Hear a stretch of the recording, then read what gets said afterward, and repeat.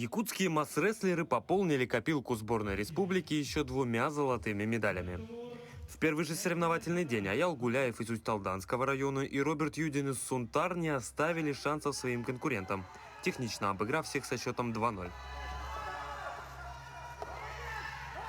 Гуляев один представлял республику в легком весе до 50 килограмм. Команда Приморского края выставила 2 масс-рестлеров, которых якутянин одолел с сухим счетом. Особую конкуренцию Гуляеву составил представитель Узбекистана, однако и он не смог устоять перед якутским масс-рестлером. Как отметил тренер сборной республики по масс-рестлингу, победам ребят предшествовала долгая подготовка. Готовились к триумфе якутской. 2 недели проходили сборы, усиленные тренировки. Вот, примерный результат есть. Сегодня 2 чемпиона.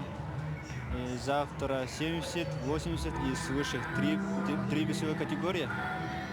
И тоже ожидаем, конечно, золото, но свыше есть соперники. Вторым на ковер вышел Роберт Юдин в весовой категории до 60 килограмм. Ему противостояли сильные спортсмены из Монголии и Узбекистана. Однако мастерство якутского атлета было на порядок выше. Счет 0-2 и второе золото уходит в копилку Якутии на соревнованиях по масс-рестлингу. Первый день, я думаю, что прошел отлично. Так, судейская бригада, она как бы оснащена всей атрибутикой. Судьи очень опытные. Я думаю, что вот такие мероприятия, они поднимают не только статус нашего вида масс-рестлинг, но и наш опыт судейский.